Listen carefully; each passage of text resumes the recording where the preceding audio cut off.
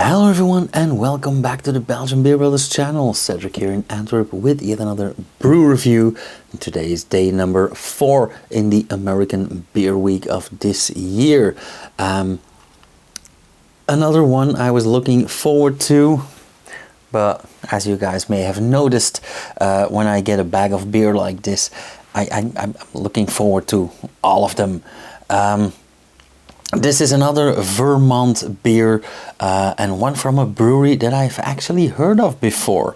This is the Song of Joy, the India Pale Lager, or the Hoppy India Pale Lager by Hill Farmstead. And Hill Farmstead is located in Greensboro Bend in Vermont.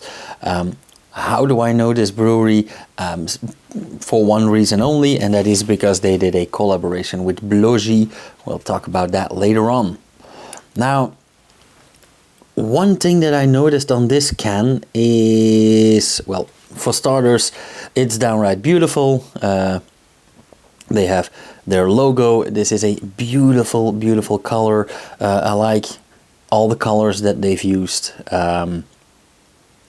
I see an hourglass in here. I don't know if that is intentional, but they kept it serene. They made it Song of Joy and not like free jazz Number of Joy. One thing that I'm wondering is there is no ABV on the can, or at least I haven't seen it yet. However, I did look it up on their website and it's a 6.5% lager. Now, as usual, brewers say it best, so I'm just gonna tell you what is on this can, written by the brewers themselves. Song of Joy. This is our occasional hoppy American lager brewed with a blend of hops including Amarillo, Centennial, Chinook and Simcoe hops in the nature of an IPA, yet fermented with lager yeast. Very promising. First brewed in 2015, so it's a 10th anniversary this year. Song of Joy continues to make infrequent appearances in our lineup whenever the spirit moves us. Hill Farmstead Brewery is the culmination of travel and insight, of friendships and explorations, and of realizing a sense of one's place upon the hand-hewn land of our forebears. We honor 8 generations of Greensboro ancestry by thoughtfully engaging with our heritage with our distinctive beers. This offering is our effort to revive, diversify, and prolong the memory of Hill Farmstead. Share, consider, enjoy. John and Robert were kind enough to give me 2 of these, which is too kind again. However, that keyword share is a important one, because these cans, if I get 2 of them, I taste one on the channel and the other one is a taster for a beer sharing night with friends. So everyone's happy then. Completely in the spirit of this Song of Joy. Now, without further ado, like I said, I am very curious and I was looking forward to this 6.5% ABV Hoppy India Pale Lager. That in itself already sounds interesting. So this one we can pour. No instructions to drink from the can this time.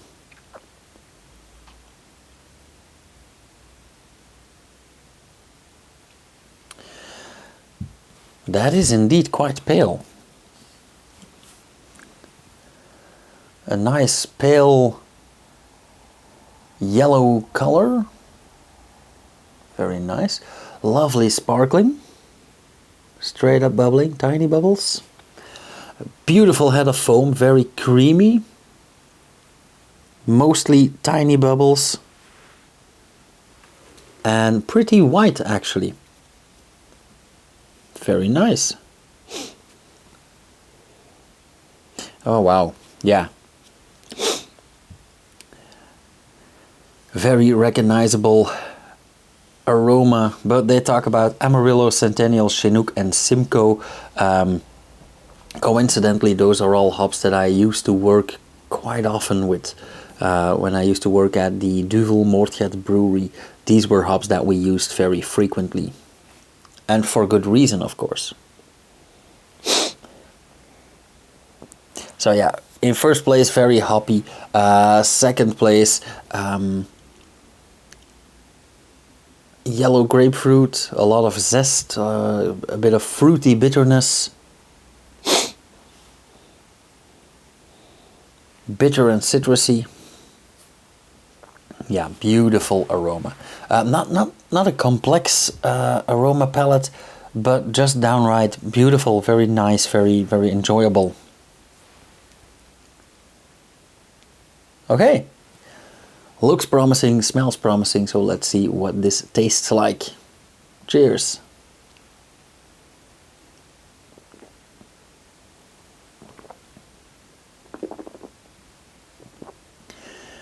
Oh yeah.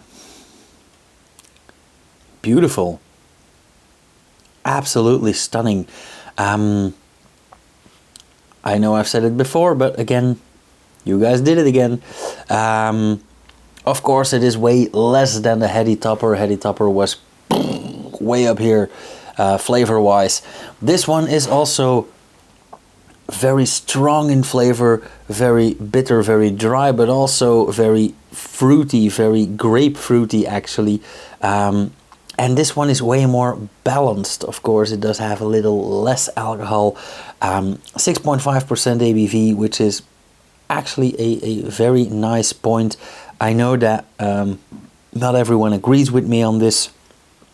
I know people that don't call beer beer unless it's over 10%. I know people that love the session IPAs, 2.5%, 3%. For me, this is definitely the sweet spot. Anything around 6, like 5.5, 6.5, sometimes 7. That is an awesome sweet spot for me personally. But as the French say, des goûts et des couleurs, on discute pas. So to each their own. For me, this is spot on.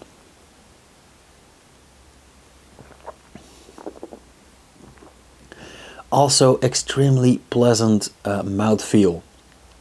It is light, it is crisp, it is not thin, not creamy either. It is right on point.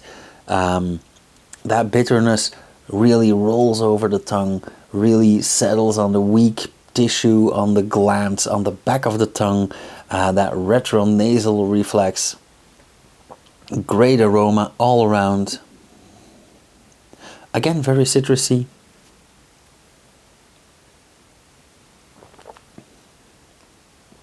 But all the while, very balanced as well. And as you guys know, that is my main concern with beer. Although I do thoroughly enjoy beers like that Heady Topper as well, which is not balanced at all, but still flippin' awesome.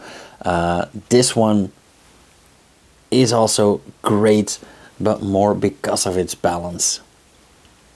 This doesn't need an abundance of anything. I think this is one of the most beautiful brews I've drunk in weeks. And this actually reminds me of SC10, which is a brewery in Hoboken, Antwerp. I haven't reviewed any of their beers yet, but I will be visiting them quite soon again. Their brewer used to work for Brewdog and for AB InBev. He knows what he's doing, and now he has carte blanche in his own brewery. But this really reminds me of some of his beers. Same thing with Uncharted. Another small hobby brewery in Antwerp, but with decent IPAs. And all jokes aside, this is a lovely lager.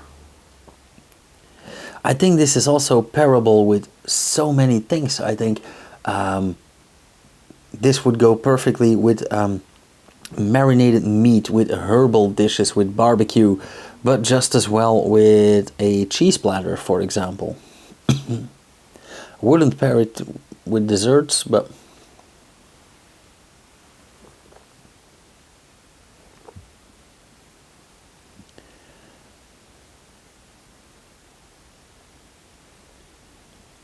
yeah, I think this would be nice with some Citra hops as well, but it is already stunning as it is.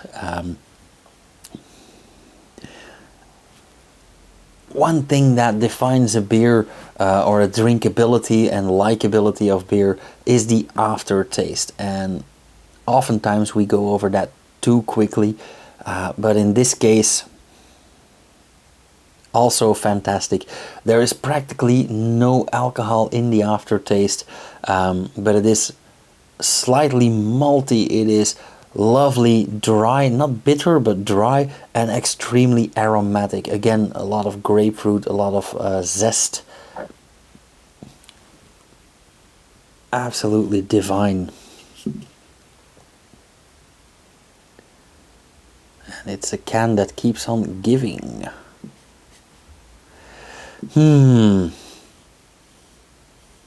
How should I score this?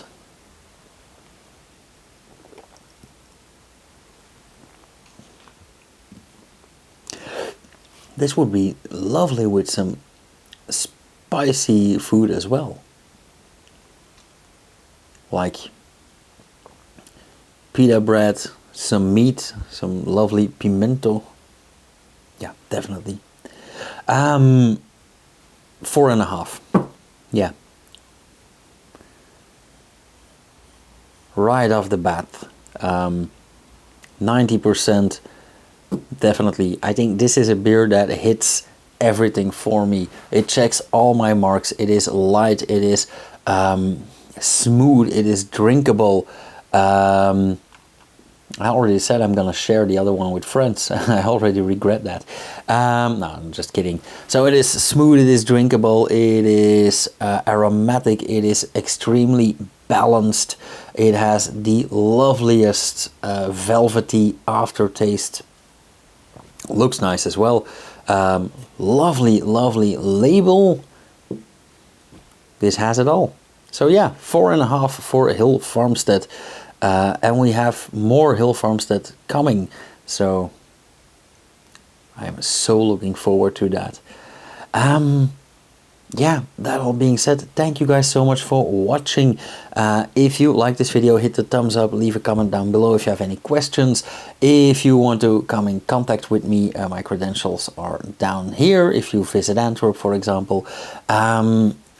Next to that, if you want to support this channel, just follow me, hit the bell icon, you'll get notified whenever I upload something. And you could also share a video or visit the Patreon page and buy me a beer.